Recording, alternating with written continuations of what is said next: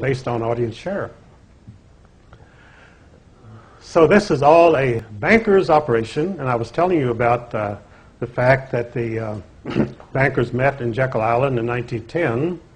And who was the chairman of this meeting? The chairman of this secret meeting was Senator Nelson Aldrich, the Republican majority leader of the Senate.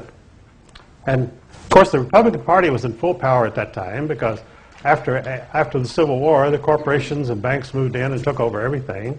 And they made money so fast that they didn't know what to do with it. They owned all the railroads and the corporations, and the profits rolled in. And in fact, they were making so much money that they decided, look, we've got to protect our gains. We don't want any competition. So these corporations passed the Sherman Antitrust Act, which said you cannot compete with the big corporations. Now, they sold this to Congress. They said, look, we want to have free competition. We don't want any restraint of trade. So we're going to pass the Antitrust Act so there will be no more big trusts in the United States. Everything will be open to everybody. Anybody could start a company and do whatever they want. But actually, the Sherman Antitrust Act in operation has always been to stifle competition.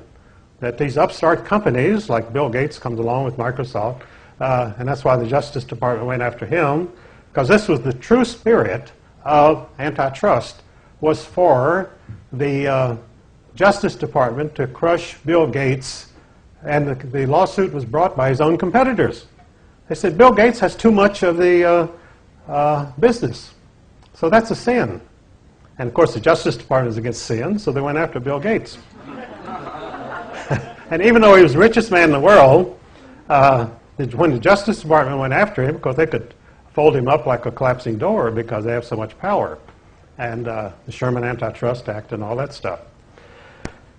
But what they were trying to do was send Bill Gates a message: you're now the richest man in the world, and you're spending $1.5 million a year in Washington? This is ridiculous. So he got the message, and he's now spending about $50 million a year. And because the criminals, they want you to share. If you're making a lot of money, they want you to share it with them. Just be nice. Don't be selfish. And so that's the whole story of the Justice Department. They want you to be nice. And they do it through taxation, and they do it through government force if that's necessary, and that's what they did. So this is the whole system which was set up in 1694 in England. And what happened was in 1688, England had what they called the Glorious Revolution. And this is part of English history, the Glorious Revolution. What was the Glorious Revolution? The Amsterdam bankers, who at that time were the richest people in the world, they controlled most of banking in the world, they were very unhappy with King James II of England. They were afraid that his daughter, who had married a Catholic, they were going to have a Catholic king of England, and they didn't want this. So, because they didn't want... See, Henry VIII had rebelled against the Catholics and taken away all their lands and created a whole new dukedom, which of the people he gave the Catholic lands to. So England had been Protestant after that time. So James II, they thought, my gosh, he's going to go back to a Catholic. So the Amsterdam bankers decided, they had a minor prince in the Netherlands called William. So they decided to finance William, who had a claim to the English throne, a very small claim. They would finance him to invade England and take it over. Well, the problem was William did not have many troops or many ships. He had by no means any amount of military force which he could take over England. So they did it the easy way. They bribed all of King James's admirals and generals to sell him out. And when King William's little flotilla appeared off the coast of England, all of King James's generals and admirals defected to William. So he almost won England without firing a shot. And the purpose of all this was they wanted to set up a central bank in England. So King William set up the Bank of England in 1694. And up to that time, England had, about every 50 years, they'd have a revolution or a war. After the Bank of England was set up, there has never been a revolution in England, because for a revolution you need some money. And once the Bank of England took over the finances of the British Empire, nobody ever had any money to object to anything, and so England has enjoyed tranquility for 300 years. It's that simple. Control the money and you control the people. So the bankers realized they needed intelligence, so they set up the first and best intelligence operation in the world called the British Secret Information Service, SIS. And the purpose of the SIS was not merely to gather intelligence, but also to control the opposition. So if there was any opposition, these intelligence operators would infiltrate it and take it over. This is laid out by a Chinese general named Sun Tzu, who said, always control the opposition. Doesn't matter what it is. It can be the Thursday morning garden club or whatever, but you send agents in and you control it. And in fact, I was very active in right-wing organizations all through the 50s and 60s, and we could always tell a government informant because he would come in and make the biggest donation. And then he would say, look, you guys are not doing anything. Let's get something going here. Let's blow up a building. I'll get the dynamite. It won't cost you a penny. We'll take care of everything. And these guys would say, hey, this is good. We'll really get something going. So they'd blow up a building, and then they'd all go to prison for life. Because they would have so much testimony against them. When they went to court, they didn't have a chance. And, of course, their lawyers would never plead entrapment or anything like that. And so these guys were on the fast track to 30 years in prison. And this is controlling the opposition, and that's how it's done. So the result is there's very little opposition because it's all infiltrated. And you can always tell the government informant because he is the real activist. And he is the one that brings in the money. If you can't pay the rent on the hall, he pays the rent. You know, this guy is a real patriot, you know. So, so I saw this from the inside for over 30 years. But my work was mostly intellectual, so I wasn't too involved in any of this. But I did make a speech in Coeur d'Alene and Idaho. And I said, I know you Idaho people are great hunters. And I said, you like to hunt bighorn sheep and you like to hunt cougars and so forth. But I said, I think you're missing a bet. I said, I think that the most thrilling sport of all is hunting federal agents. Well, 2 days later, the Murrah building blows up. And I never heard a word from anybody to this day.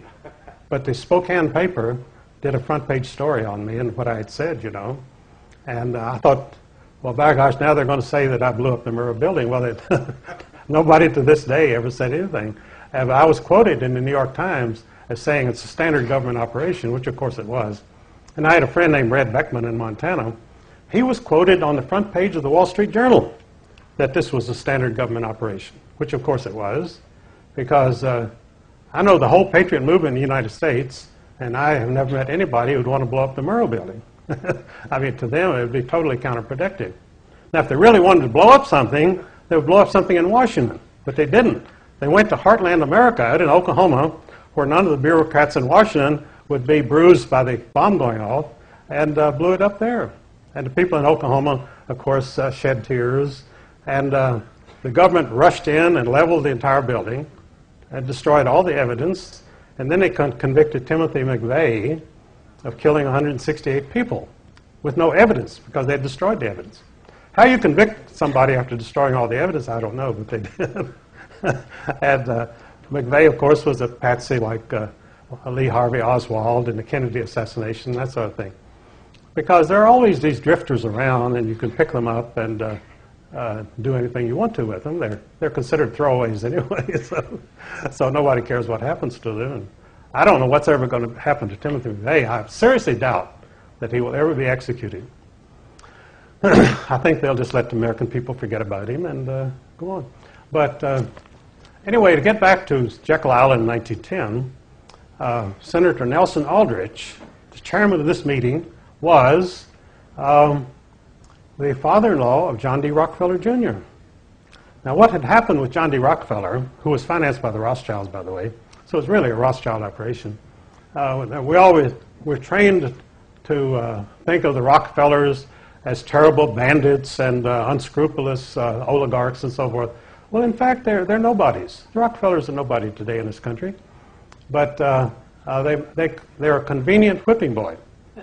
So Rockefeller, after the Rothschilds set him up to be the biggest monopoly in the world, Standard Oil in New Jersey, they looked around for other fields, and so they put him into the medical profession. He revolutionized the medical profession in this country, converted it almost overnight from homeopathy and naturopathy to allopathic medicine.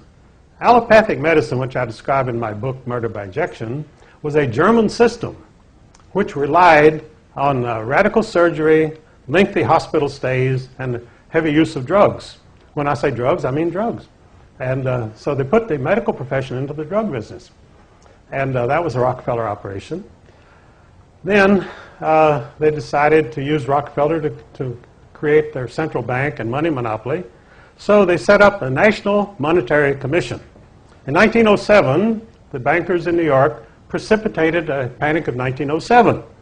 And people lost their money and banks closed and there was economic chaos.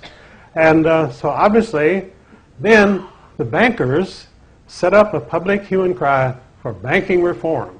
You can read about it in the New York Times of that period. That they said, we must have banking reform. Well, of course, all of the devastation, depredation, was caused by the bankers themselves. I mean, these people who put the money in these banks did not cause the banks to fail, and they didn't want to lose their money, but they lost their money. So, banking reform. So, Theodore Roosevelt set up the National Monetary Commission. And the National Monetary Commission was empowered to make recommendations for banking reform. So, the members of this commission, who of course were congressmen, under Nelson Aldrich, the Republican majority leader, they traveled to Europe. They wanted to see how banks worked in Europe.